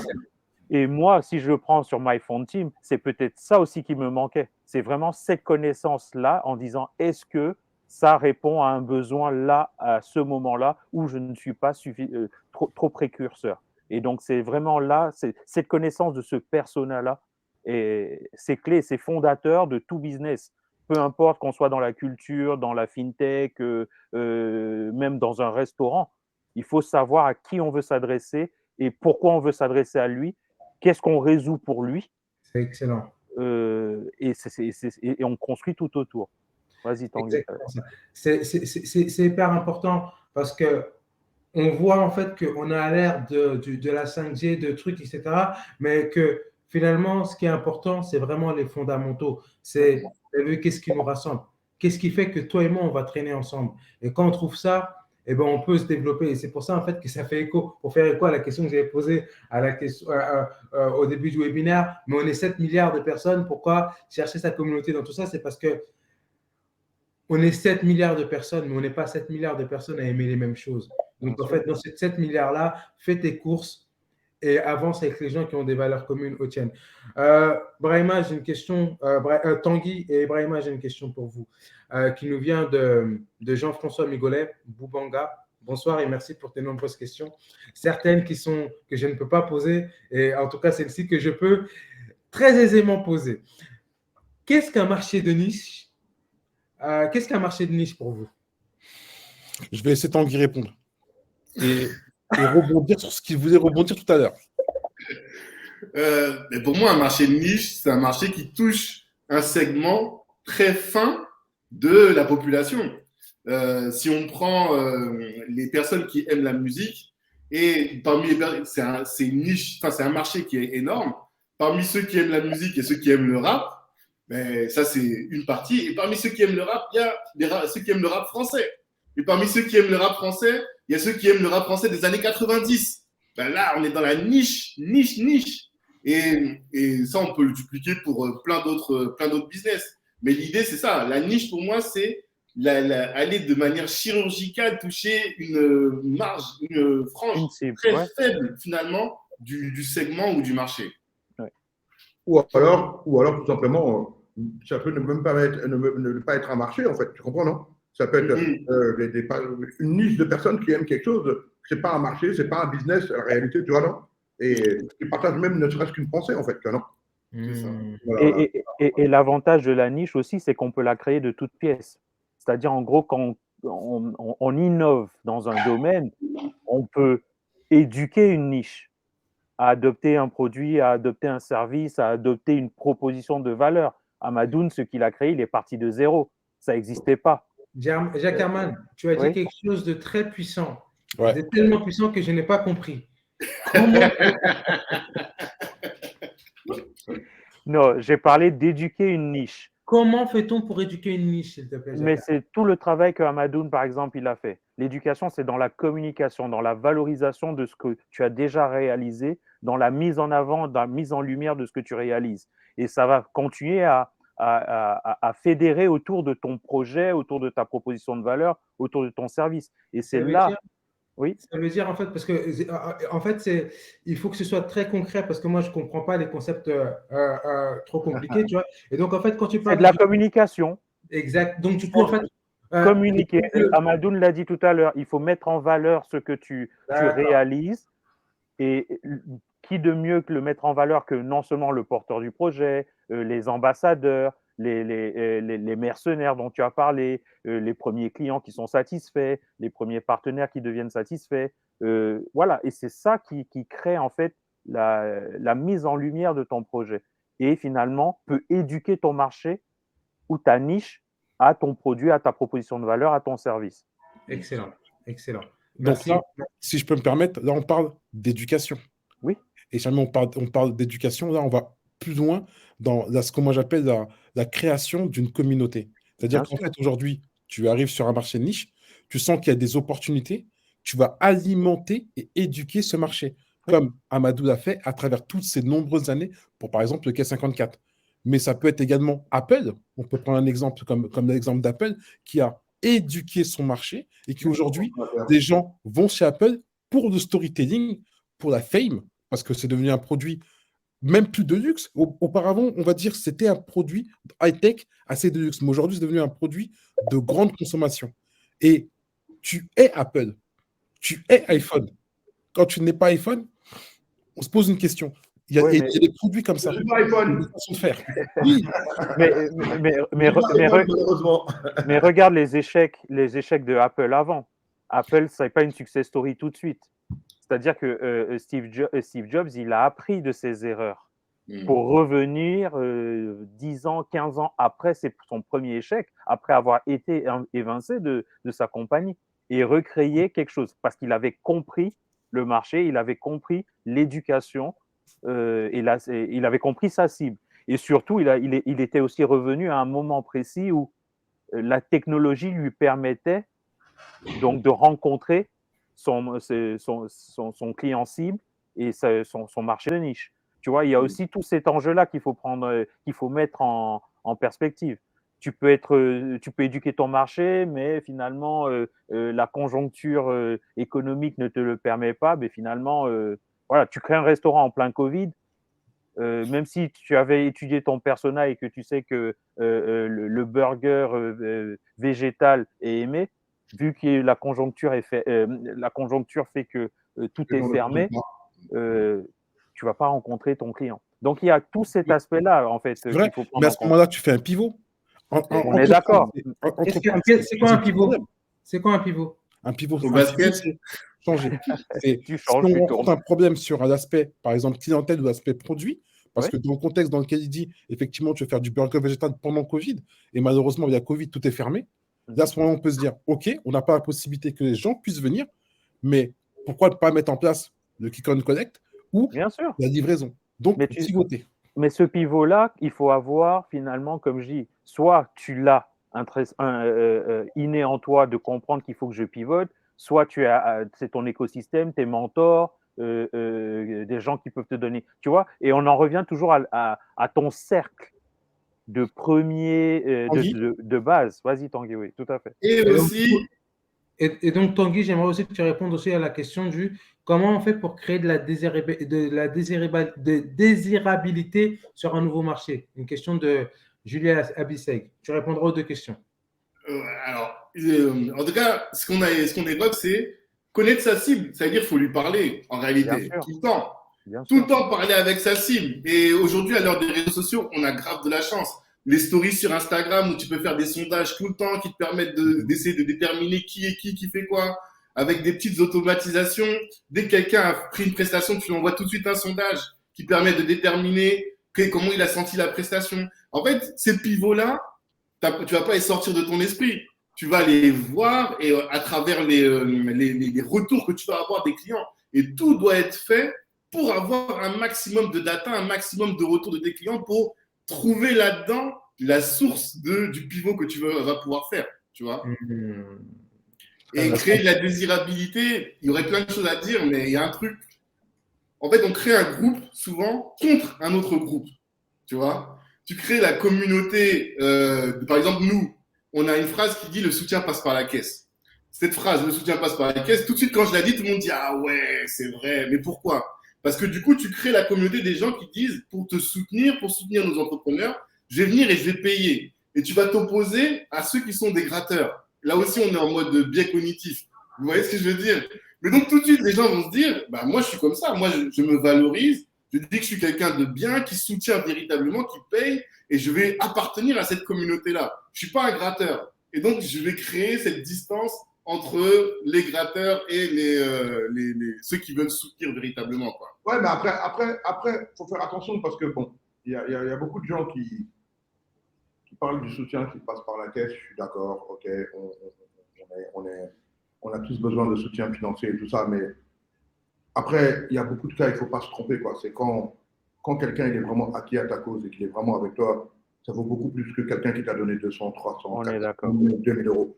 Il faut faire attention, c'est-à-dire quelqu'un qui te suit, qui te supporte, moi je te parle de gens, des fois, quand j'ai commencé à payer mon événement alors qu'il était gratuit, eh ben, je peux dire qu'on a commencé à me tirer dessus sur les réseaux sociaux, boum, boum, boum. La communauté que je vois de gens qui étaient là, en fait, et qui ne payaient pas, tu as compris, non? Et entre bon, alors tu avais tous ceux qui criaient d'un côté en disant ouais, on va pas payer, nous on veut pas venir, on va pas payer, et ceux qui disaient nous on va payer, tu vois. Quand j'ai vu qu'il y a des fois, il y a des gens qui ont parlé à ma place en disant exactement ce que je pensais, mais sans que je les connaisse, hein, j'ai dit c'est incroyable en fait. Lui là, qui même il est venu, il n'est pas venu demain à mon événement en ayant payé, ça me va en fait. Alors, ce que je veux dire c'est que finalement, oui, mais on est aussi tous ici capables de savoir que de la même façon à Jack Herman en 2013-2014, on lui donne 1 million d'euros, peut-être qu'il n'aurait pas réussi son truc parce qu'il n'avait pas. C'était pas l'argent en fait au bout d'un moment. Tu vois, et qu'il faut faire très attention parce que les gens parlent que de soutien par la caisse, que de suite. Parce qu'en fait, à force de dire il n'y a que des grateurs, on demande à tout le monde de payer. Mais frère, non. En fait, est-ce que tu adhères à mon projet? Parce qu'il y a plein de. Moi, je ne vais pas vous mentir, il y a plein de gens, des fois, ils viennent me voir quand on dit ouais, Madoun, mon projet, c'est ça. Tu peux me supporter, je le supporte parce qu'en fait, je me dois de le faire. Tu vois, non? Tiens, on met un billet, mais j'y crois pas parce que je sais déjà que c'est mort. Non, mais la vérité, elle est là. Je sais déjà que c'est mort. Mais maintenant, attention. Pourquoi je ne lui dis pas que c'est mort? Parce que moi, je suis dans tu me connais, je suis assez franc et je dis assez clairement les choses. Oui. En général, tu vas lui dire que c'est mort, d'une certaine manière. Malheureusement, c'est qu'il y a beaucoup de gens, en fait, je l'ai appris à mes dépens, en fait, qu'il y a des gens à qui tu ne peux pas dire la vérité. Pourquoi? Parce que quand tu leur dis la vérité, qu'est-ce qui se passe? En fait, ils te prennent en grippe et tu leur dis pour leur bien. Et donc, à partir de ce moment-là, je dis, en fait, ce que tu n'as même pas compris, rien qu'en prenant en grippe, tu viens de montrer que tu ne seras jamais un entrepreneur. En fait. Voilà, et c'est ça qui est important, ce que tu es en train de dire, c'est que l'entrepreneur, il doit avoir l'humilité de savoir qu'il ne sait pas et qu'il faut qu'il apprenne. Oui, on apprend tous les jours, en fait, en tant qu'entrepreneur. Même quand tu es dans ton domaine passion ou autre, tu vas toujours apprendre. Tu dois toujours apprendre, sinon, en fait, tu te fermes finalement à ta communauté, à ta cible, à tes clients. Tu es fermé. Okay, donc, l'entrepreneur, et on parlait de Steve Jobs, c'est qu'il a appris pendant ses années dans le désert, en gros, pour pouvoir revenir avec une nouvelle proposition de valeur qui a rencontré son marché de niche. Donc, c'est vraiment important d'avoir l'humilité de… Voilà, et pour moi, c'est important. Excellent. Merci. Tu voulais dire quelque chose? Ouais, je vais juste me permettre de rebondir parce qu'en fait, tu as dit quelque chose de super important, Jack Herman, c'est se faire accompagner et en fait s'entourer des bonnes personnes. Moi, j'en profite ce soir avec Accordélie, c'est que moi, justement, en fait, j'aime bien… Qui t'a dit que j'allais donner mon accord? Bon, je vais te solliciter très fortement pour, en tout cas. Moi, j'aime bien accompagner et je me suis fait moi-même accompagner et j'ai eu la chance, justement, de rencontrer des personnes high level qui m'ont permis, justement, de level up.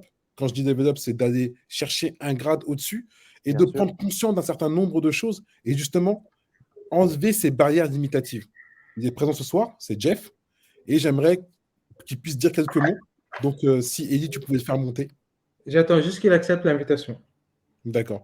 Parce qu'en fait, je pense que c'est important quand même qu'on puisse comprendre aussi bien la façon dont j'ai pu me faire accompagner, tout ce qu'on se dit depuis tout à l'heure, c'est-à-dire que l'importance du networking, du réseau, des retours d'expérience, l'importance comme il disait aussi bien Jacques qu'Amadoun, c'est les early adopters, les premières personnes qui vont adopter votre concept et les premières personnes ces personnes-là qui vont devenir demain vos ambassadeurs. Jean-François? Oui, bonsoir à tous. Bonsoir. Je suis super content que tu aies pu venir assister au webinaire. Merci en tout cas de ta présence. Je vais rappeler rapidement le contexte. On est en plein Covid. On est en plein Covid. Je commence à publier un peu sur les réseaux. On commence à discuter un petit peu de ce qui m'anime, de ce qui se passe. On fait un entretien et je me rends compte qu'il me manque quelque chose. Et c'est là qu'on parle, toi et moi, d'échecs. Si tu peux dire quelques mots. Oui, tout d'abord, avant de pouvoir prendre la parole, je voudrais vraiment remercier l'initiative et surtout les entrepreneurs qui sont là Bon, toi, Ibrahima, je te connais, mais les autres, Tanguy, Jack Herman et Amadoun. Amadoun, vraiment, félicitations pour le quai 54. Merci beaucoup. Il va falloir qu'on crée le quai 55, qui sera un peu la diaspora, mais on en discutera après. Alors, sur l'échec, je suis déjà quelqu'un qui a 30 ans d'expérience dessus et sur le monde des affaires, 20 ans d'échecs, et j'ai fêté chacun de mes échecs. Donc, lorsque je rencontre Ibrahima, je lui fais savoir qu'avant qu'on puisse discuter, il faudrait d'abord qu'il fête ses échecs. Et ça a été un petit choc parce qu'on est en plein Covid et après, vous voyez un peu la suite. Donc déjà, dire combien de fois l'échec est vraiment l'une des bases. Je pense que chacun d'entre vous ici présent a d'abord commencé avec un échec. Et je pense que s'il n'avait pas continué, aujourd'hui, il ne serait même pas en train de partager son expérience. Donc ça, c'est une première chose au niveau de l'échec. La deuxième chose, c'est ce que j'ai entendu avec Jack Herman sur le... On est tous des élèves de la vie. D'accord? Et je pense qu'il a dit en disant qu'on apprend tous les jours. Il faut avoir cette humilité. Et quand Amadoun parlait de personnes à qui il dit la vérité et qui le prennent mal, bah, c'est très simple, Amadoun. Ils sont dans la liste des personnes négatives. Et tu n'as pas besoin de t'entourer de personnes comme ça. Pourquoi? Parce qu'on a tous 24 heures par jour et on doit les gérer pour atteindre l'objectif qu'on veut atteindre. Donc je dirais ça pour l'échec. Et avant que les autres puissent éventuellement poser des questions, je parlerai aussi de la discipline, qui est quelque chose de fondamental. J'ai 5 ans d'expérience à Paris et je peux vous dire que les 5 ans d'expérience m'ont permis de comprendre les choses sur 20 ans. Juste pour partager avec vous, en 5 ans, je ne suis pas allé à la Tour Eiffel. Ça ne veut pas dire que ça ne m'intéressait pas, mais ça ne faisait pas partie vraiment des priorités qui m'ont emmené au niveau de la France. Aujourd'hui, si je vais à la Tour Eiffel, je prends un jet privé, j'y vais et je reviens. Donc, la discipline vraiment par rapport à ces projets que j'ai vus, certains qui n'ont pas marché. Jack Herman, il va falloir qu'on fête toutes les structures qui n'ont pas marché dès 2013-2014. Et je te souhaite d'en avoir 20 autres qui vont arriver si, bien évidemment, je suis ton mentor. Donc, la discipline est vraiment quelque chose de fondamental. Pour la plupart d'entre vous, vous êtes en France ou en Europe, mais je vous assure que lorsque vous regardez Elon Musk, Mark Zuckerberg, c'est vraiment des gars qui ont ce qu'on appelle une culture de discipline. Et si je peux me permettre, avant de donner la parole aux autres, la discipline, c'est lundi 9h, mardi 9h10, mercredi 10h, jeudi 11h. La culture de la discipline, c'est lundi 9h, mardi 9h, mercredi 9h, jeudi 9h, vendredi 9h. Et ça, c'est quelque chose, même aujourd'hui, à mes 50 ans, que je continue d'apprendre. Pourquoi? Parce que c'est ça la base qui fait en sorte qu'un gars comme Amadoun puisse s'asseoir avec des investisseurs américains et vous parler le même langage. Ça se sent, c'est quelque chose qu'on sent l'un envers l'autre parce que chacun a des fondations solides. Voilà un peu ce que je peux dire pour le moment. Merci pour ton retour. Ben, en fait, François. Ouais, vraiment, ce que moi j'ai appris, enfin, entre autres des choses que j'ai appris avec Jean-François, c'est à fêter mes échecs et apprendre par l'échec, revenir en arrière sur ce qui s'était passé, poser les bases et dire, OK, ça n'a pas fonctionné, c'est pas grave, c'est une source d'apprentissage et je vais le transformer en apprentissage qui me permettra d'aller beaucoup plus loin. Donc, en tout cas, merci Jean-François, c'était un petit coucou et à très bientôt. De toute façon, on se reparle quand il le faut. Merci. D'accord, merci. Merci Jean-François. Merci beaucoup Jean-François. Je vais faire descendre. On lui laisse prendre sa photo. En tout cas, merci beaucoup pour ta prise de parole, Jean-François. Merci. Très bien.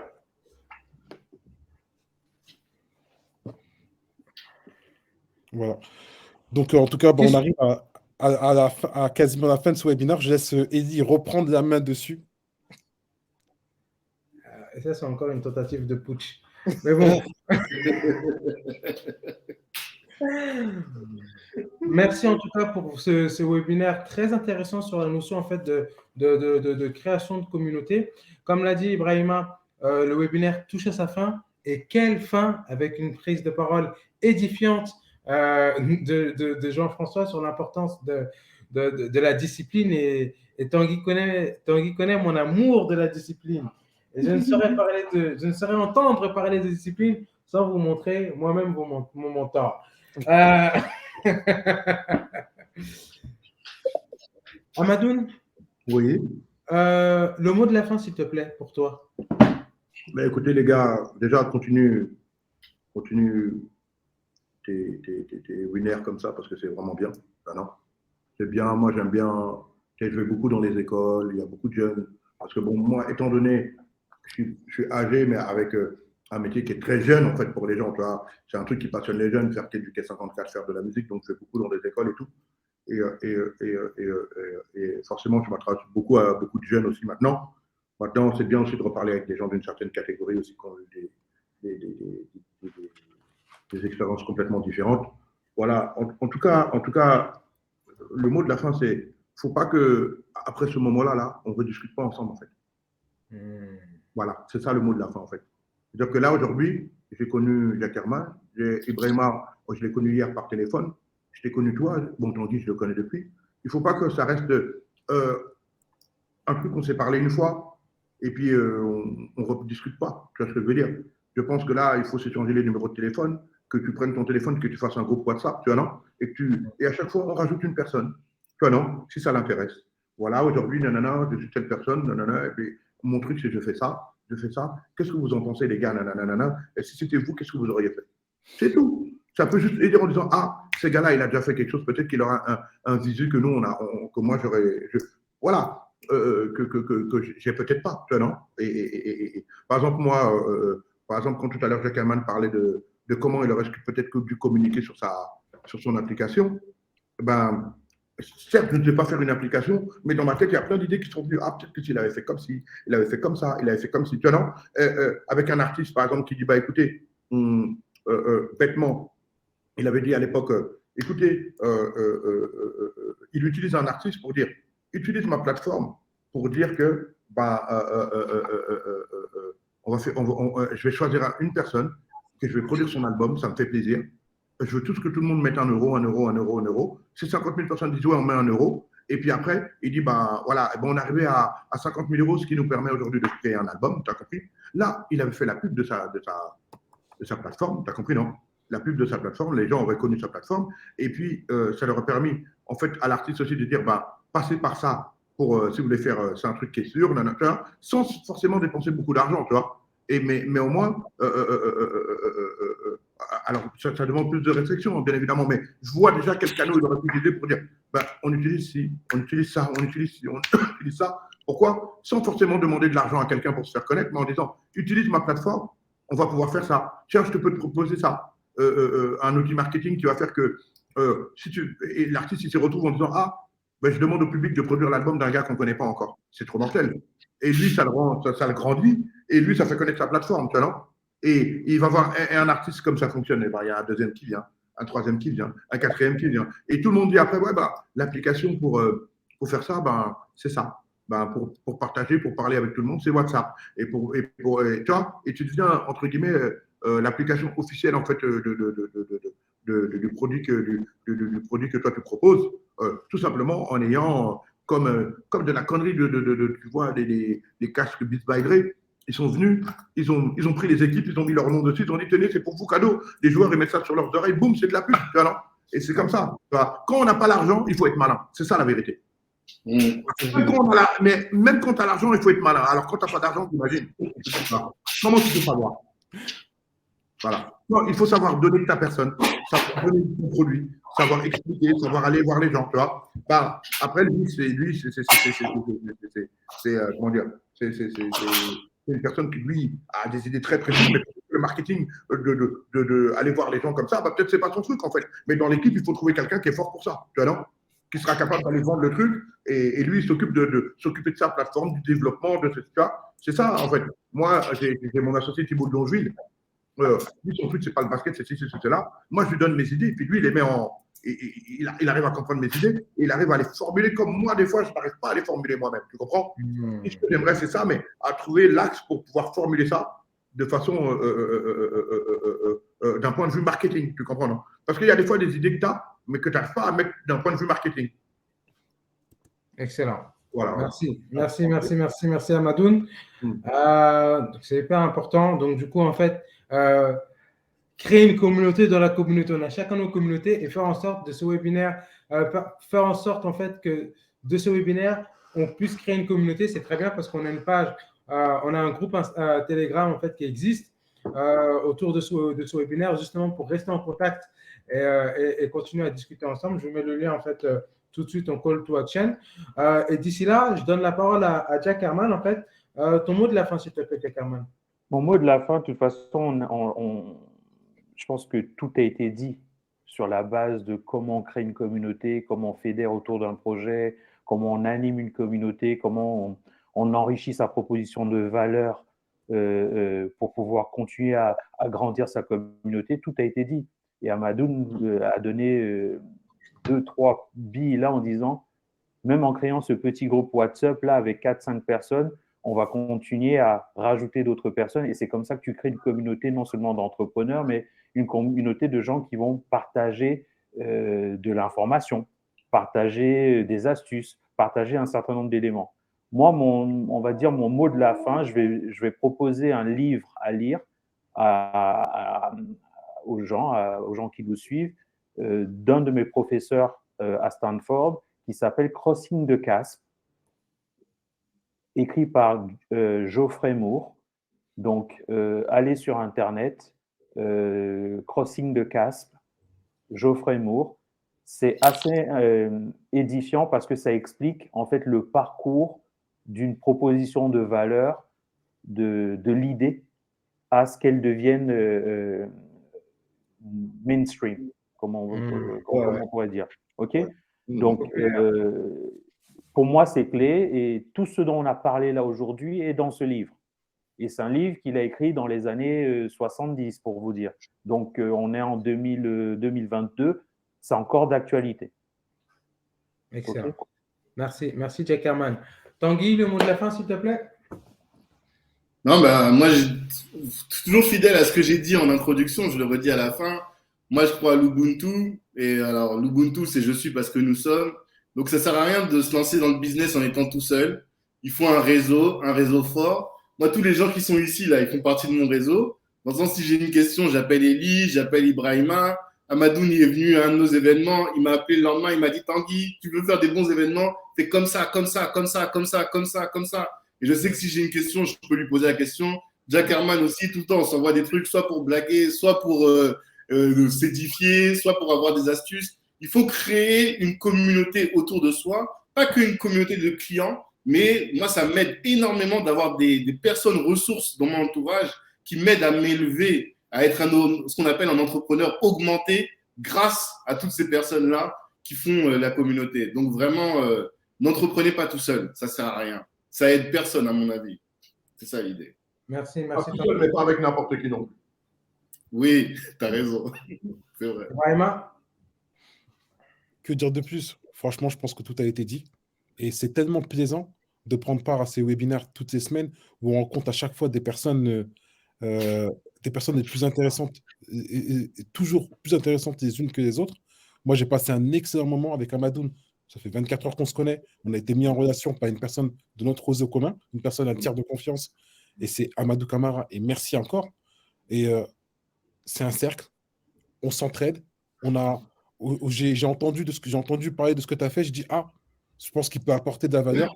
Et je suis très content du temps que tu as passé avec nous parce qu'effectivement, tu nous as apporté ton retour d'expérience.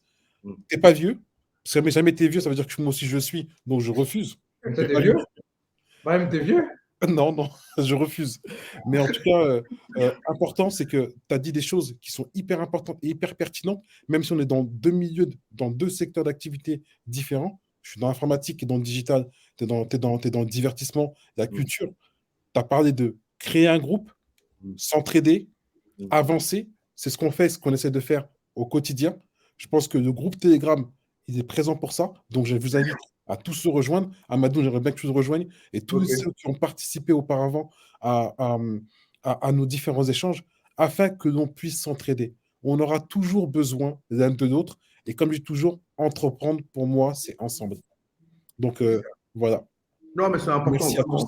Comme je dis, moi quand je fais ce genre, quand je participe à ce genre d'initiative, là, pour moi, c'est important de garder le contact après derrière. Parce que tu vois, toi, tu es dans le digital, moi, je n'y suis pas, en fait. Donc, je sais qui a appelé, vas-y, allô, Brahima, c'est comment ça, Amadoun, tu as vu, voilà, je voulais savoir ça, comment est-ce que tu peux m'aider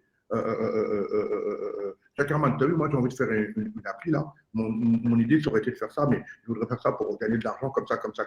Ok, Amadoun, t'inquiète, viens, on se voit dans Paris, on mange un truc, on boit un truc, c'est rien, toi, non, on prend du temps. Et peut-être demain, il m'appelle, hey, Amadou, j'ai envie de faire un événement pour développer une appli, là, il faut que je fasse la présentation, t'inquiète pas, fais ça. De sensibiliser les gens ne vendent pas les tickets, offre les tickets et donne-le comme une invitation. Oui, invitation pour. Tu vois, quand les gens sont invités, ils sont plus sensibles que quand tu leur dis viens payer pour rentrer. Tu as compris? Tu veux que les gens viennent. Tu as compris? Ça dépend, encore une fois, toujours dans l'écosystème dans lequel tu vis, mais en vrai, dans tous nos business, là, il y a des règles qui restent les mêmes. Ouais. Tu auras toujours besoin de gars du digital, tu as compris? Même s'il n'aime pas le basket, lui, il comprend le digital. Et il saura toujours comment faire ça. Un gars de marketing, tu ne connais pas le basket, tu ne connais pas. Oui, mais moi, je vais te donner les règles. Les basketteurs, ils aiment ci, ça.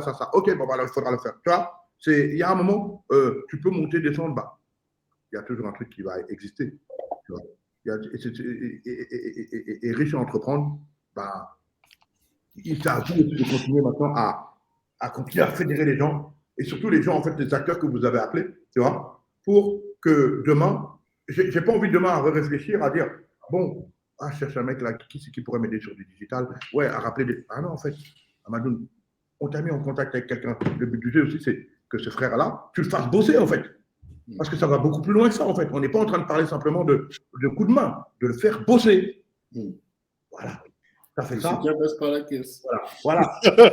Non, c'est pas par la caisse, là c'est le travail. Je rigole à votre. Donc, tu vois, mais c'est important que je me dise, je sais à qui m'adresser. Voilà. Et comme tout le monde, tous les entrepreneurs ont un ego, ils feront tout pour que ça soit bien fait. Parce qu'ils savent que ça va résonner. Et voilà, c'est tout. Et c'est sur ça que je vais jouer, moi. Très bien. Merci Amadoun. Merci tout le monde. Merci vraiment pour votre présence à tous. Donc, du coup, comme chaque semaine, c'est important en fait de remercier tous les participants en fait de l'ombre qu'on ne voit pas, mais qui ont beaucoup interagi en fait dans le chat. Merci à nos habitués. Merci bien évidemment à Amadoun, je le dis encore. Merci à Jackerman. Merci à Tanguy. Merci à nos soldats de l'ombre. Mamadou, Johan, Rudy, Issa, tous. J'ai dit tout le monde. T'as oublié personne. Non, merci, parce que toi, il faut finir par toi. Merci Ibrahima. Ma première communauté, soyez riches d'entreprendre. Une richesse intellectuelle, une richesse comportementale, une richesse à tous les niveaux, une richesse communautaire, mais surtout, soyez riches d'entreprendre. Merci pour votre présence. Rendez-vous la semaine prochaine pour notre premier hors-série où en fait, on va recevoir un entrepreneur en Ukraine qui va nous dire en fait, c'est quoi être entrepreneur en Ukraine quand tu as des missiles qui tombent dessus. Donc, si vous voulez assister à un webinaire où vous allez voir des missiles qui tombent, venez mercredi prochain à 20h, exceptionnellement, on sera en présentiel avec Ibrahima. Merci à tous. Bonne soirée et au revoir. Voilà. Bonne soirée et au plaisir, les gars. On attend le groupe WhatsApp. Comme ça, je l'ai dit 3 fois. Donc, après, on Télégramme. Et bonne soirée à vous. Ouais, bye. Ouais, tout le monde.